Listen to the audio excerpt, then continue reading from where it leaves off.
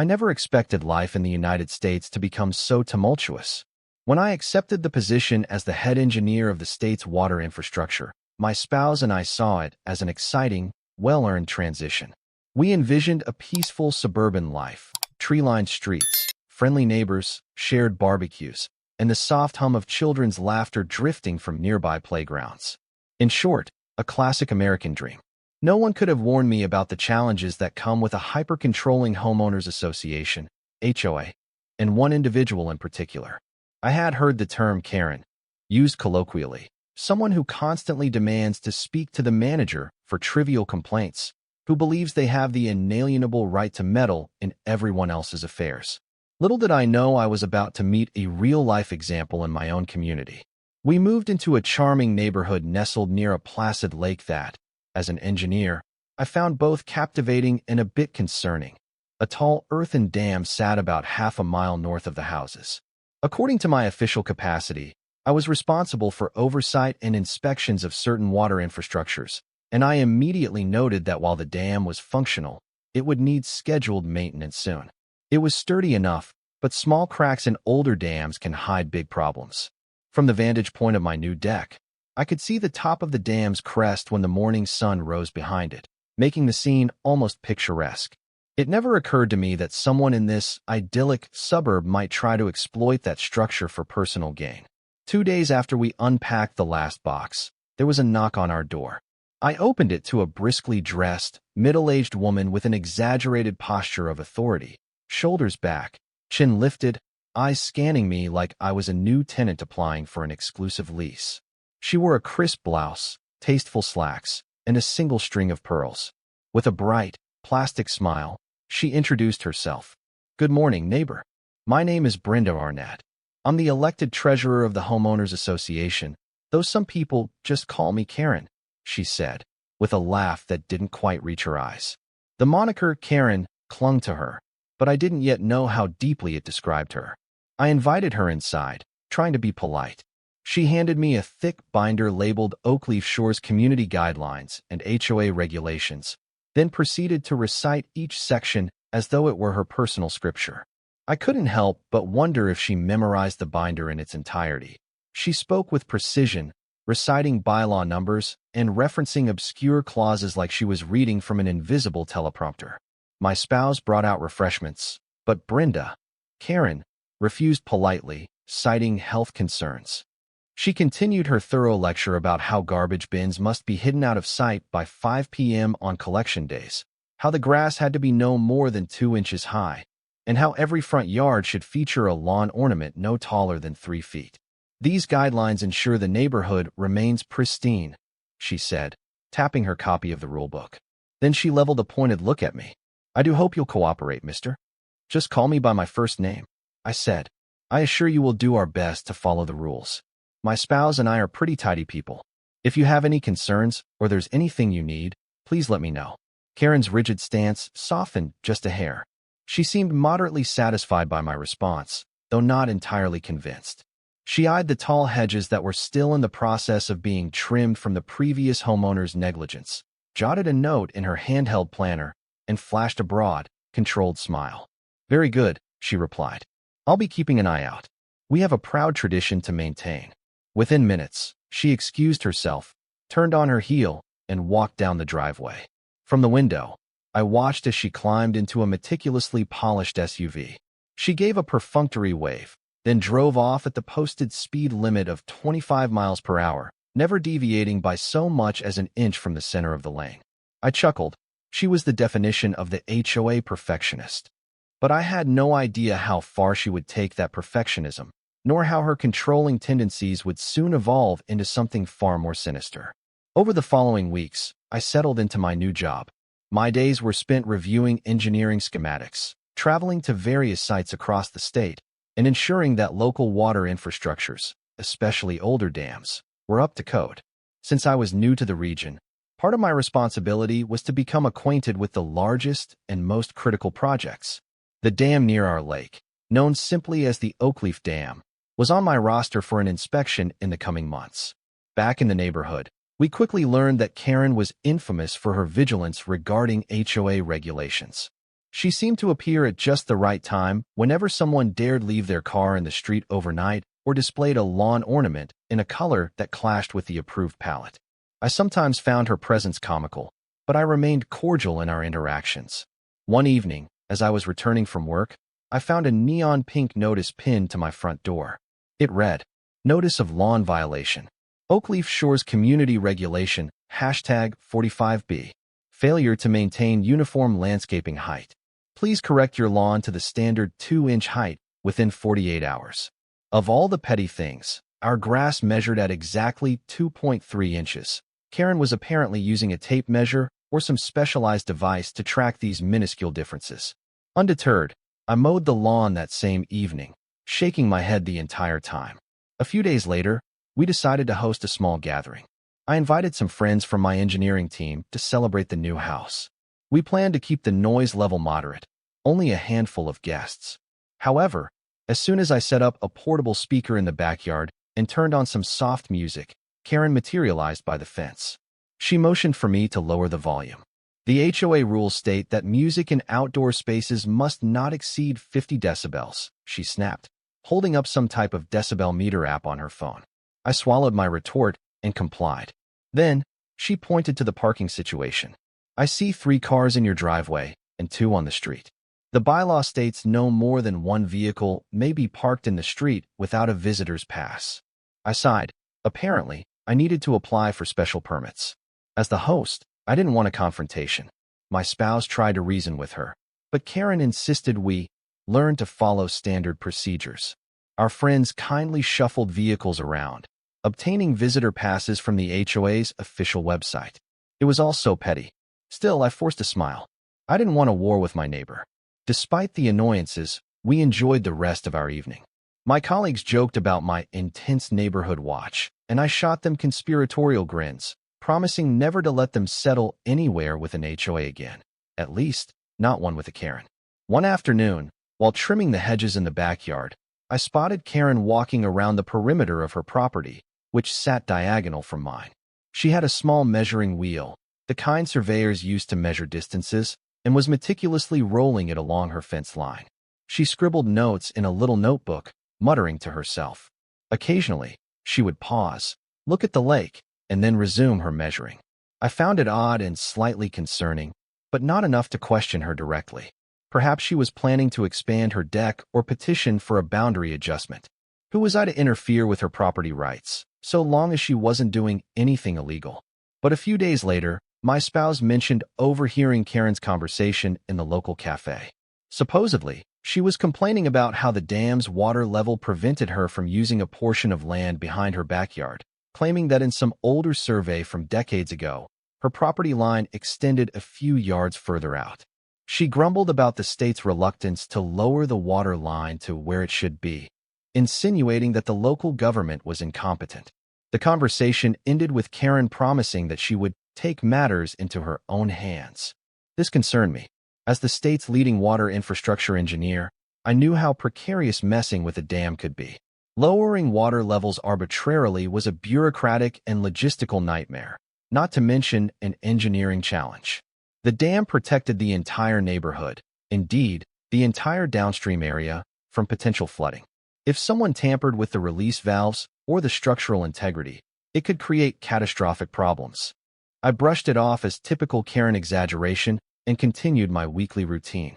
My spouse, however, warned me. She's a busybody, sure. But have you noticed how single-minded she can get when she feels she's right? She might be trouble. Despite the caution, I remained skeptical that Karen could do anything that dire.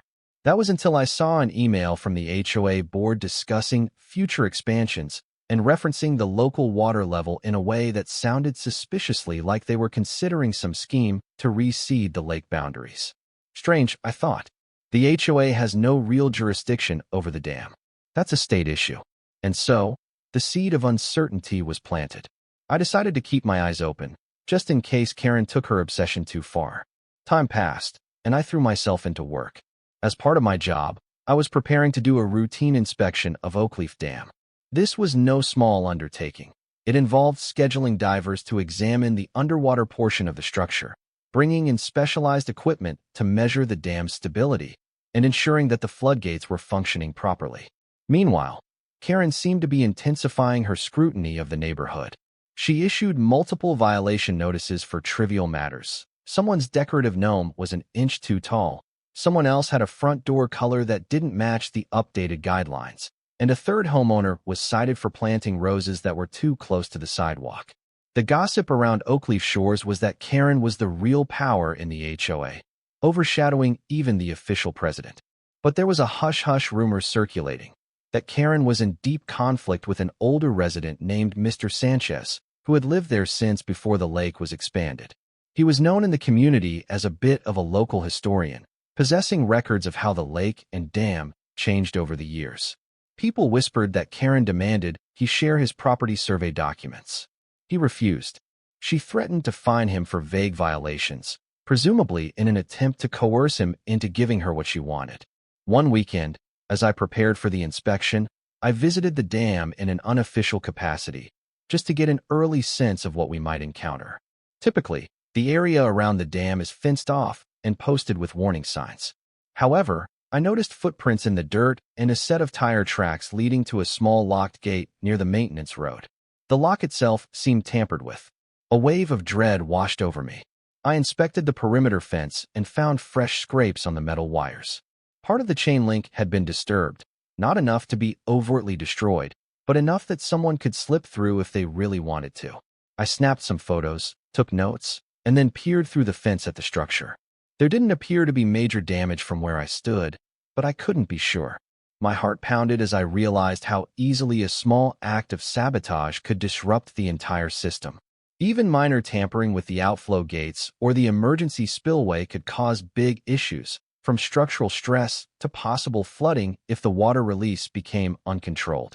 If someone loosened bolts or manipulated the automated controls, the consequences might not be immediate, but eventually could be catastrophic. Despite my growing alarm, there was no concrete evidence yet that it was Karen. Still, the footprints, the scuffed fence, the rumors of her quest to expand her backyard.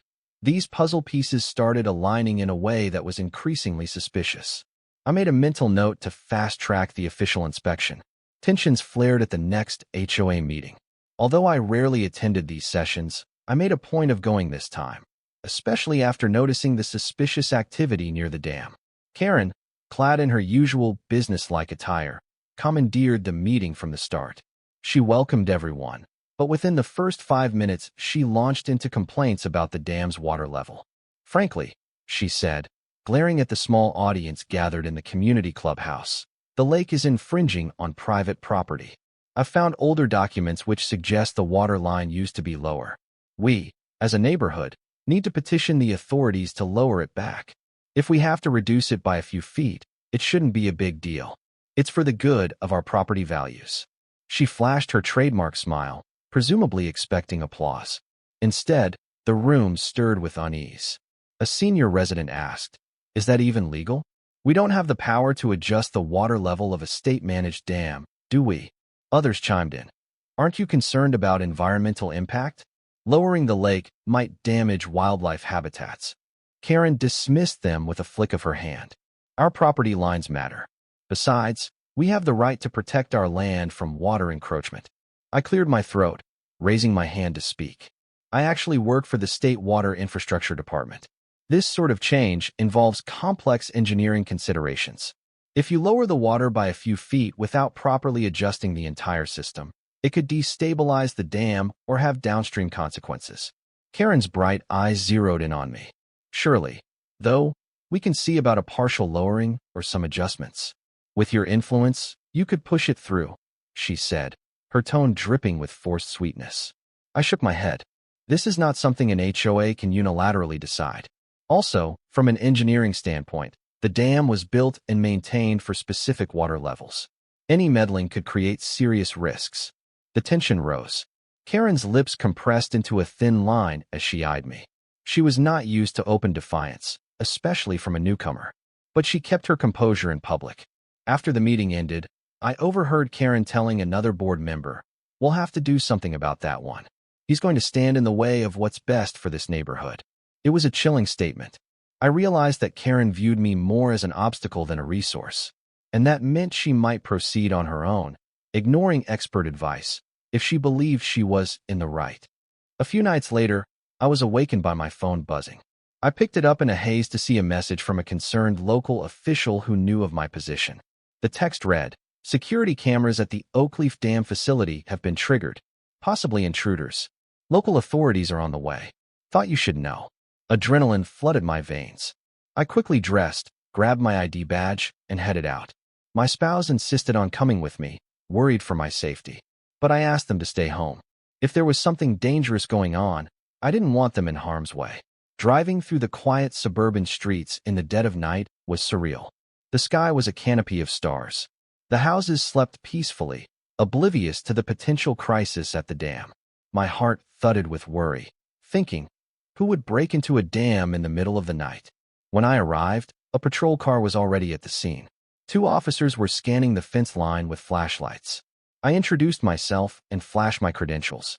One officer nodded. "We got a motion alarm triggered by the security cameras," he said. "Someone was definitely here, but we haven't located them yet." I walked around, shining my flashlight on the ground. The footprints were more pronounced this time. The fence had been cut wider, the chain link peeled back far enough to allow easier access. And near the edge of the reservoir, I spotted fresh tracks where heavy boots had tread through the damp soil. My eyes traced the footprints to a cluster of mechanical equipment near the dam's spillway. They led directly to one of the control panels, a metal box that housed an override for the outflow gate. My stomach twisted. I yanked open the panel and, sure enough, found signs of tampering. Scratched surfaces, wires slightly dislodged, a locking mechanism forcibly opened. Thanks to built-in fail-safes, a complete sabotage might still be difficult. But if someone had enough determination or technical know-how, it wouldn't be impossible to manipulate. Some of the instrumentation cables had been loosened, presumably in a clumsy attempt to meddle with the gate's automation system. Immediately, I was on the phone with the local maintenance crew. We needed to verify that the dam's systems were fully operational, or if they had been compromised enough to cause a partial malfunction. As the officers filed their reports, I felt a cold dread. This is going to escalate. Despite my fear, I couldn't name Karen without irrefutable evidence. My suspicion was strong, but suspicion wasn't proof. Yet everything pointed to her ambition to lower the water level. Who else had a motive? And who else was obsessive and brazen enough to attempt this? I told the officers I suspected someone from the HOA was behind this, but without direct proof, like a fingerprint, video capture, or eyewitness, accusations wouldn't hold. They promised to increase patrols around the dam and keep me informed. I stayed behind, examining the damage. Fortunately, nothing had fully malfunctioned, but the sabotage might have triggered a partial shift in the outflow setting, meaning water levels could already be dropping. I took immediate steps to set everything back to normal. As the moon dipped below the horizon, I found myself cursing the brazen ignorance of whoever did this. Messing with a dam is no small crime. It's an act of reckless endangerment that could jeopardize thousands of lives downstream if it fails at a critical moment. I went home that night exhausted, but resolved. Something had to be done, and if Karen really was behind this, she was treading on dangerously thin ice. The next morning, news of the break-in spread around the neighborhood, albeit with limited details. Since it was a state-level water infrastructure, the authorities tried to keep the details hush-hush to avoid panic. Still, word got out that someone had tampered with the dam, and rumor mills churned. My spouse and I attended an impromptu HOA board gathering called by Karen. She stood at the head of the clubhouse's meeting room, flanked by 2 other board members. Her posture was rigid, eyes flaring with moral indignation. "This is an outrage," she declared. "Our community's peace has been threatened by vandals. If I were in charge of that dam, I'd have installed a more robust security system long ago." She glared in my direction. I folded my arms. Security is a concern, yes. We're working on it. But the bigger issue is that someone may have tried to manipulate the water level. Karen cleared her throat, feigning confusion. "Now, why would they do that?"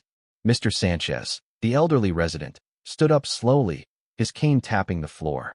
"Let's not pretend. You've been going on and on about the water being too high. This break-in has your fingerprints all over it," he accused, pointing a trembling finger at Karen. The room rippled with gasps. Karen's eyes blazed. "That is a heinous accusation, Mr. Sanchez. I have never. A wave of murmuring spread, residents whispering theories, half-truths, and speculation. Karen started to lose her polished composure. She insisted she had no motive to do anything illegal, that she merely wanted the dam officials to do their job. I glanced at her carefully, noticing the subtle sweat forming at her temple. Could she sense the net tightening around her? Did she realize how suspicious she looked, given her well-known grudge against the water level? Meanwhile, the board tried to restore calm, but the crowd was becoming restless, pressing Karen for answers. In a flustered voice, she said, "We're here to discuss additional security measures in the neighborhood, not to point fingers at your duly elected treasurer."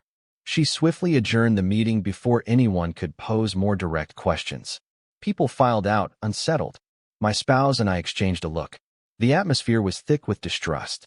Karen's reaction had practically screamed guilt, but it was still circumstantial. Determined to find concrete proof, I requested footage from the dam's security cameras. The local facility manager granted me access to the nighttime recordings. I pored over hours of grainy clips, scanning each frame for signs of the intruder. The camera positioned by the maintenance road was partially obscured by a dense shrub, so only fleeting shadows could be seen.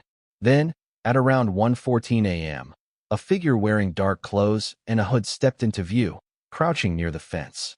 It was impossible to see the person's face, but I caught the glint of something reflective, a ring or a piece of jewelry. The intruder fumbled with the chain-link fence. At one point, they turned slightly, offering a partial silhouette. The shape could have been a woman or a small-framed man. There was no definitive evidence. I noted the intruder's mannerisms, how they moved quickly but methodically, how they carried a tool bag. After prying open the fence, the figure headed straight for the control panel. This was not random vandalism. It was targeted, purposeful. Over the next few nights, I found myself anxiously replaying the videos, searching for any detail that might confirm Karen's identity. But the hood and the darkness effectively concealed everything. It was maddening. If only I had a license plate, a face, anything. Nevertheless, I felt certain Karen was behind it, or she hired someone to do it. If she wanted to lower the water level by a foot or two, tampering with the outflow gate was the most direct way. However, due to the dam's layered security, her meddling wasn't enough to dramatically change the lake overnight. Yet even subtle changes could put stress on the structure.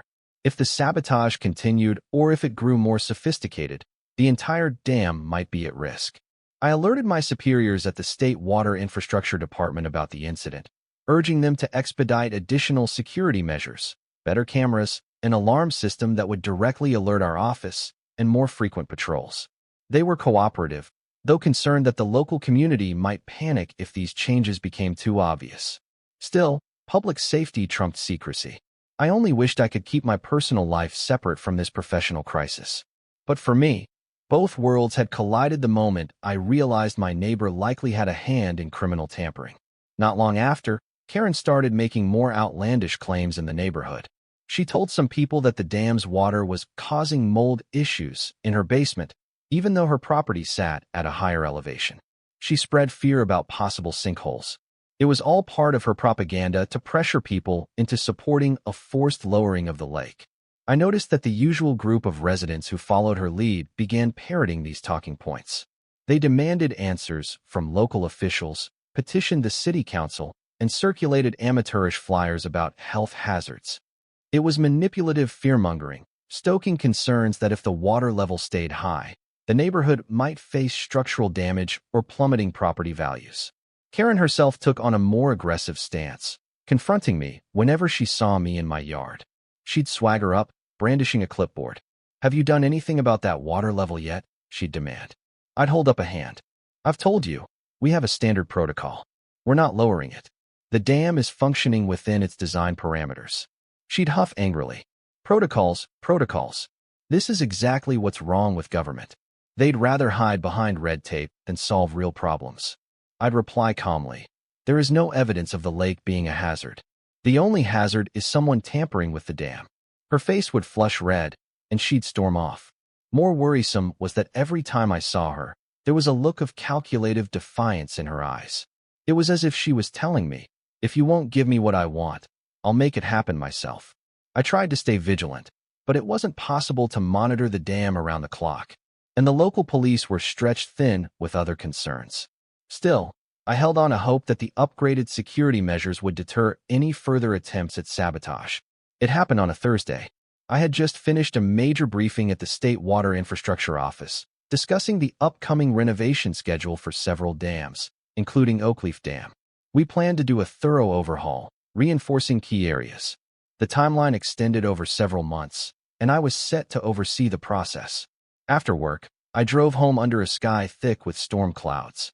A heavy rain was forecasted, which always made me anxious about dam stability. Even though Oakleaf Dam was rated for significantly large storms, sabotage could exacerbate any vulnerability. When I arrived, I noticed something odd. The lake's surface was lower than usual, as if the water had dropped by a significant margin in just a day or two. The receding waterline along the shore was more evident, and the bank's muddy bottom was exposed in places that were typically submerged.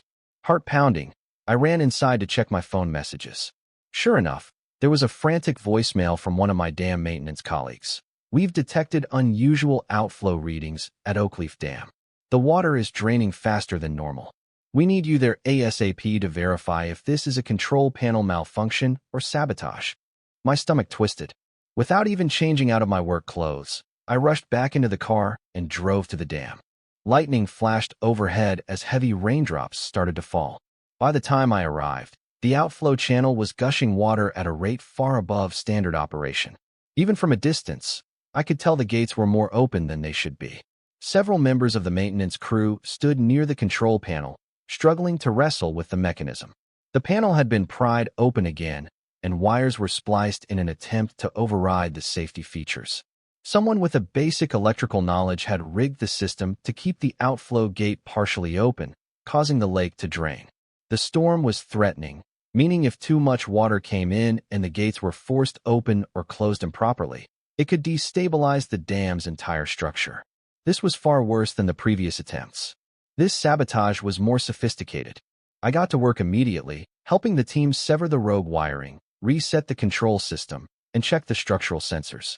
All the while, thunder rumbled overhead, and the sky unleashed a torrential downpour. It took hours, but we managed to regain control. By that point, the lake had dropped to a precariously low level that left some of the dam's foundation more exposed than usual. With the incoming rain, there was a possibility that the sudden shift in water pressure could crack the dam's aging core. One catastrophic breach could flood downstream communities. As we stabilized the situation, emergency alerts blared across my phone. The National Weather Service issued a flash flood warning for the region due to the storm. My team and I decided to implement a controlled partial release of water, balancing the inflow from the storm with the safe outflow. It was like juggling with a live bomb in your hands. The margin of error was razor thin. Through it all, my mind kept circling back to one name: Karen. If she was truly behind this, she was no longer a meddling neighbor. She was a criminal who had endangered thousands of lives. We spent most of that night managing the dam's controls and monitoring the water levels. By dawn, the storm finally subsided, leaving the sky clear but the ground saturated. The dam held firm, though it would need thorough inspections to ensure no hidden damage had occurred. My phone buzzed. It was Mr. Sanchez. He sounded worried. "I have something you need to see," he said. "Come to my house immediately." Exhausted but curious, I drove over. Mr. Sanchez lived in a modest, single-story home near the other side of the neighborhood. When he greeted me at the door, he held a bundle of old papers, surveys, maps, and documents from when the dam was first built. He carefully laid them out on his coffee table. "Karen's property line does extend further back than the fence indicates," he explained, pointing to a 50-year-old survey. "But here's the key. It only does so during low water conditions, which the state determined were unnatural. The dam was authorized to raise the water to protect downstream agriculture and communities from flooding. She's been obsessed with reverting to these old boundaries for years." He handed me a tattered envelope. Inside were photos dated from decades earlier. They showed the dam under construction, the lake before it was fully filled. One of the pictures had handwritten notes describing how certain homeowners were compensated for the new water line. Karen's property was among them. Her land was partially purchased by the state, and she was paid to relinquish the area now underwater. She had no claim. So she's basically trying to reclaim land she was already paid for? I asked. Mr. Sanchez nodded. She's convinced that the government cheated her family. But that's not true. Her father signed the papers. She's just angry and feels entitled. This new evidence solidified my understanding of her motive. But I needed tangible proof that Karen was behind the sabotage. Then Mr. Sanchez dropped another bombshell. I installed a trail camera near the back of my property. It's aimed at the side fence leading to the dam's maintenance road. I used it to watch for deer, but I captured something else. He handed me a small SD card. We loaded it into his computer. There, on the screen, in the faint glow of moonlight, was Karen. She wore black clothes and carried a tool bag, which she quickly slung over her shoulder. Even in low resolution, her face was unmistakable during the split second she glanced toward Mr. Sanchez's backyard. She was heading in the direction of the dam. My heart pounded. This was the smoking gun. I thanked Mr. Sanchez profusely, promising to hand this evidence over to the authorities. We wasted no time. I drove straight to the local police station, where I met with the officers who had investigated the previous break-in. They reviewed the footage. It was enough probable cause to issue a warrant. That afternoon, Karen was taken into custody. The neighborhood buzzed with shock. Some insisted it was a misunderstanding, but the majority seemed relieved that her reign of HOA terror might be at an end. Following Karen's arrest, the story blew up in the local media, then spread statewide.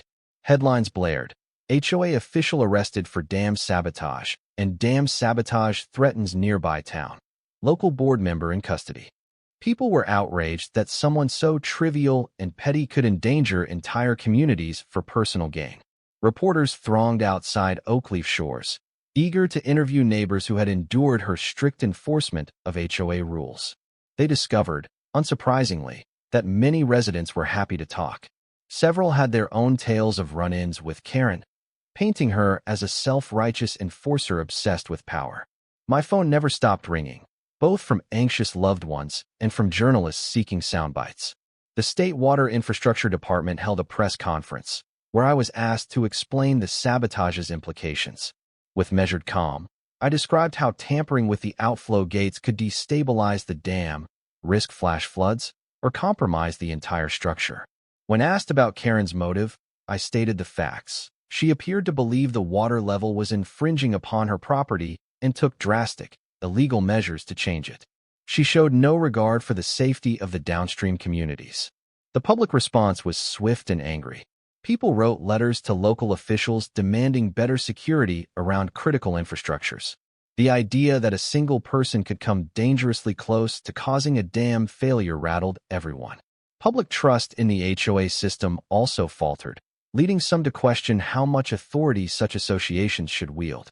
Meanwhile, Karen's friends and a small portion of the HOA tried to defend her. They argued she was misunderstood or that her intentions were good. But the majority recognized that tampering with a dam is inexcusable. Karen herself sat in county jail awaiting arraignment. The charges included trespassing, criminal mischief, reckless endangerment, and potentially more severe counts related to threatening public safety. If convicted, she could face significant prison time. I tried to remain detached and professional throughout the media frenzy. After all, my main concern was ensuring the dam's integrity and the public's well-being. But a small part of me couldn't help but feel a sense of personal vindication. She had repeatedly tried to strong-arm me into lowering the water. She had harassed my neighbors and me over minor HOA infractions. Now, she was getting a taste of real consequences. Even with Karen behind bars, the aftermath of her sabotage lingered. The dam needed an expedited inspection to confirm it hadn't sustained hidden structural harm. The partial draining and subsequent storm had put significant strain on the structure's internal supports. My department authorized overtime to get a thorough evaluation done. We brought in a team of specialized engineers.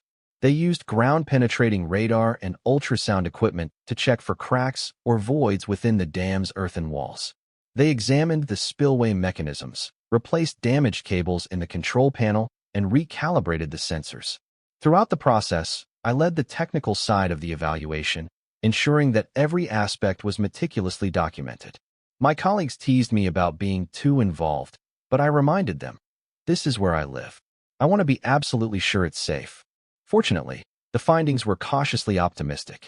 The dam remained stable overall, though we identified a few areas needing reinforcement sooner rather than later. We advanced those repairs on the schedule. With the sabotage foiled and the culprit in custody, we could work in relative peace, albeit under the watchful eye of local media. In Oakleaf Shores, the HOA board underwent an internal crisis. Karen had been the treasurer and the most vocal enforcer of the rules. Her abrupt absence left them scrambling. Some members resigned out of embarrassment, while others pledged to rebuild the HOA's reputation with more leniency and neighborly cooperation. My spouse and I noticed a definite shift in the neighborhood's atmosphere. People waved at each other more genuinely, perhaps bonded by the shared relief that the tension had finally eased. Even the petty bylaw notices seemed to stop coming. It was as if everyone decided, collectively, that life was too short to fuss over a few inches of grass height. Karen's case went to trial a few months later. The court proceedings were intense. Prosecutors brought forth the security footage, the spliced wires, the forcibly opened gate panel, and Mr. Sanchez's trail camera images. Experts testified about the potential catastrophe if the dam had failed or if the sabotage had gone undetected. Karen's defense attempted to paint her as a well-meaning homeowner who had gone astray, claiming mental stress, inflated property disputes, and a belief that her actions would not cause major harm. But the jury was not swayed. The evidence was too damning. I was called to the stand as an expert witness. I described in detail how even a small tampering could escalate into a dam breach during heavy rainfall. The defense tried to trip me up, suggesting maybe the dam was poorly designed, or that I held a personal grudge against Karen. I kept my cool, reiterating the engineering facts. In the end, Karen was found guilty on multiple counts. The judge delivered a scathing rebuke, emphasizing how her disregard for public safety was astounding and inexcusable. She was sentenced to a significant prison term, along with hefty fines. The news channels broadcasted images of her leaving the courthouse in handcuffs, head bowed, but posture still rigid with indignation. For Oakleaf Shores, the verdict was both a relief and a sobering reminder of how close they came to a major disaster. The new HOA leadership put out a statement disavowing Karen's actions and vowing to promote a more community-friendly environment. They even reduced certain fines and loosened some of the more frivolous regulations. Life gradually returned to normal, or a version of normal that felt improved. Neighbors began organizing block parties and potlucks, forging stronger connections than ever before. My spouse and I hosted one such gathering, inviting everyone to celebrate a sense of closure and relief. Children played in the freshly cut lawns, while adults sipped lemonade and chatted amicably about anything but HOA politics. With the dam secured and reinforced, the storm season passed without incident. My superiors praised my diligence, and I ended up heading a new initiative for improved dam security across the state. The sabotage at Oakleaf Dam had been a wake-up call, prompting a thorough upgrade of locks, cameras, and motion detectors at every facility under our oversight. In the neighborhood, the transformation was remarkable. Gone was the oppressive atmosphere of constant scrutiny. Now people seemed genuinely interested in each other's well-being. Yes, we still had an HOA, but it was one that listened, that tried to support rather than police. Months later, as I sat on my back porch watching the sun set over the serene lake, I reflected on the twists and turns that brought us here. Karen's unraveling had shown just how dangerous a single, determined individual could be when driven by delusional entitlement. She'd tampered with something far beyond her understanding and nearly caused a disaster. But in the end, justice prevailed. My spouse joined me, handing me a mug of hot tea. We clinked our cups and gazed at the shimmering water. The dam stood proudly against the horizon, a testament to engineering resilience, and a reminder of what can happen if you ignore that resilience for personal gain. A gentle breeze rustled the trees, and in the distance, I heard the faint laughter of children playing. The sense of peace felt deeper now, almost hard-earned. Sometimes, you have to confront the worst before you can truly appreciate the best. And so, life continued in Oakleaf Shores, free from the tyranny of the Karen who once believed she could bend nature and the law to her will.